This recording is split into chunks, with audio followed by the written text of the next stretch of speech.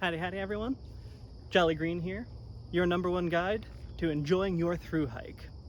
So today I'm going to be talking about a very serious topic, one that plagues many thru hikers and is a big scorn for why people almost like me couldn't complete the trail. How do you even fund such an endeavor? I mean, taking 6 months off of work, trying to fund whatever bills that you have to pay back home, and then saving up what, $5,000–6,000 at the minimum? Do you know how long it takes a working man to save $5,000? With how expensive things are getting, it can feel like too much, and you know, this clip hasn't aged well. Roll it, editor. I remember when a quarter used to cost a nickel. So today I'm going to be talking about a concept from a book that I recently read, The Almanac of Naval. You see, he perfectly explains a journey that I personally went through on my thru hike when I did not prepare enough, did not have enough money saved up. I was halfway through my thru hike and down to hundreds of dollars, and I was ready to go home. So I'm going to be talking about a concept that he calls leverage. You see, leverage is just basically how much funding that you can get for however much work that you put into whatever task you're doing. He breaks it down into 4 basic categories, and I'm going to go through all 4, and I'm going to give my advice on how to switch over from one to the other. There are clear winners here, but there's also one that is very consistent, and there is no problem with consistency as long as you are willing to acknowledge that and focus your life in other places. The first 2 types of leverage can be put into a category called things that require permission from other people, whereas 3 and 4 are going to be ones that don't really require permission from anyone. The first kind is called labor. Labor is just an equivalent trading your time for money. This is, you put in however many X hours in a week, a day, and you get that much money back. This is usually salary or hourly positions, and this is the most common type and where I'm guessing most of us are right now. I know I've worked in food service for the past 16 years, and this has been the only kind that I'd really known before I had hiked the Appalachian Trail. And it had kind of been the only kind that I'd ever wanted because it was very consistent, and so I knew exactly what I could count on every 2 weeks and what I could actually build. And so this is fine if you can put in the consistent hours, and maybe you can save up enough to have a little bit extra on the side. However, this is really requiring you being able to work for someone else or other people working for you. And the big problem is that other people can be a bit unreliable. Businesses shut down, you could lose your job, the restaurant could just run out of money and not be able to sustain itself or any customers anymore. It's hard, but if you can't put in the hours, then you can't really get any money. Moving on to the second kind is where we get to what is called capital. Capital is where your money is making money for you. I'm not going to spend a lot of time on this one because I'm guessing if you're watching a video on how to fund a thru hike, you don't have capital at all, because the main point of capital is you have to already have the money. It's a great way to make money. This is investing in the stock market, this is putting it into savings, this is whatever squirreling away or investing that you're doing. It's just your money making your money more money, which is great, but it has the very high barrier to entry that you need money.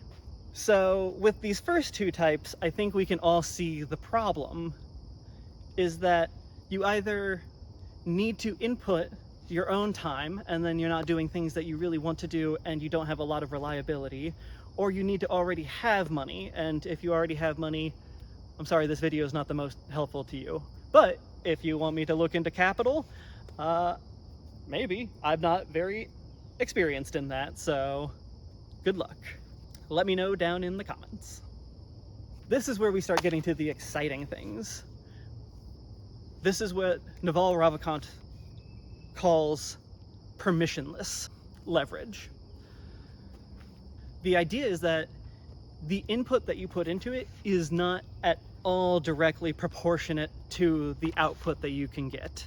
And so this is where we start getting into big risk, big reward. Naval, you saved my life from a mosquito. I love books. Anyway, sorry about that. So permissionless types of leverage can really be broken down into two categories, code-based and media-based. This is where you start getting into the problem of you could put in hundreds or thousands of hours into a project and get absolutely nothing back if it ends up being something that no one wants. However, if you are able to craft something that everyone wants, one programmer can make an app. Something like, I don't know, Far Out, which, if you're interested, affiliate link down below, because Far Out is an app that is useful to a very specific group of people, thru-hikers, in my case. You see, Far Out has a very wide range of long distance hikes, and just the way that they map different camping spots, water locations, I think no thru-hiker should really go without it. Especially me, because with its GPS locating system, I zone out a lot, and I really need help getting back on the trail sometimes. I love you, I'm an Eagle Scout, but sometimes I'm just dumb, okay? Don't judge me, I'm just a boy. The idea is that Far Out made an app specific to thru-hikers where they can just make that map once, and then they could sell it to as many thru-hikers as they want. Me in particular. If you use the link down below, you can check it out and get the Appalachian Trail thru-hiker map, and honestly, if you're on trail, you should already have it, and if not, then you need this, and I would suggest getting it because you have it forever. It's just always updating, and it's a great app. They embody this perfectly. And then on to the last form of leverage, which is media leverage. Media leverage is what I'm doing right now. You see, this is things like actors, YouTubers, D&D hosts, all those people that you see online. You see, they make some kind of thing that people would want to watch, and by having more people watch them, they can make one video or piece of media or one book and share their knowledge and then spread this out to a wide resource. And this could make them as much money as their idea is really worth, or how much value they provide to other people. And so with media, the idea is that you're putting something valuable out into the world. And so like what I'm doing right now, where I'm trying to guide people on how to change what method you're using and just start generating ideas on what might work, because if you need a change, it could happen incredibly quickly. And that's where we're going to get into my own personal story of how I was in Waynesboro right before the Shenandoahs, and I was out of money, okay? I had a little less than $1,000, and I still needed to buy the plane ticket back home. I was kaput, and I was nowhere near the end, and I had decided that halfway through was a good target, and I could come back at some point in the future and finish it up and agree a great point. However, the entire trip I had been keeping my notes online and trying to just get in contact with everyone that I had seen and connected with on my trail, and I'm a very dyslexic person. I have a lot of trouble just keeping a notebook or a journal, and so social media was a lot of the way that I just documented my thru-hike. And by doing that out into the world and showing people my adventure, a lot of people got really invested in my hike more than I knew. And so by sharing this and providing just my own adventure and being someone that could go off and do this, other people saw that they wanted to be a part of that. And so by reaching out and letting other people know that I was ending my thru-hike, through the caring act of my parents and several sponsors, including the Connollys, who are dear family and are one of the major reasons that I finished my thru-hike, donating quite a bit, and in fact more than I had saved up my entire thru-hike just working the first kind of labor. So the point is that when I started being okay with showing that I am providing value, and then people actually wanted to be a part of that, I learned that I was providing something for other people and that it was okay to ask for money for that. And so the idea is that you have an idea and you find something that you're particularly good at, and you find a very particular group of people that you want to talk to. My example is I want to talk to specifically thru-hikers, people doing long distance trails like the Appalachian Trail, the PCT, and the CDT. These are my very specific group of people, as I know that I have skills and expertise that could help them. I've been in culinary for 16 years, so expect dehydrated meal recipes. I have been a thru-hiker and an Eagle Scout, and I'm also a happy non-smoker, and I'm here to teach you how to use your thru-hike to improve yourself as well.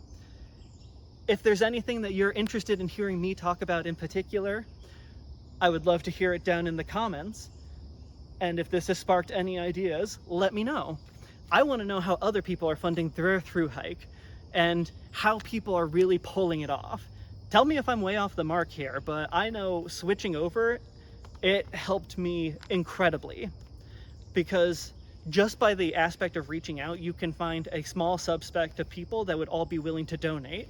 Now, many people donated beyond that, and I had over 100 donors for something that I was not really even planning on making money for. So in this process of switching from labor, where I ran out of money halfway through, to switching to media, I was able to fully fund my thru-hike and still have fun with people along the way. And so this is where a very important lesson was taught to me, is that what matters more is the number of people that you can affect with what you're trying to do. The problem with labor is that you're always just going to be affecting the people around you immediately. In my example, just working in a restaurant, I could feed 100 or 1,000 people a day. However, that's still me putting in that hourly wage, and that doesn't happen without me there. And so I have to do a conversation with someone else to make sure that that's something that they need, and then they're going to try and pay me basically as little as they can. It's just a fact.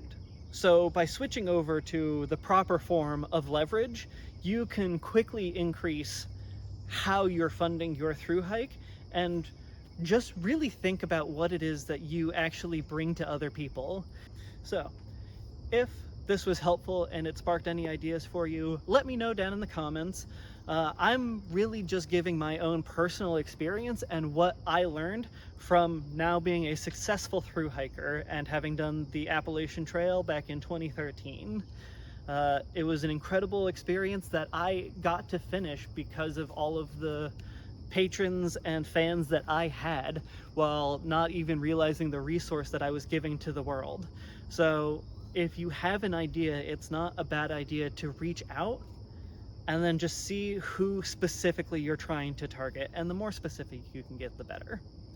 All right, well, I love you, and I really hope this has helped. Jolly Green out.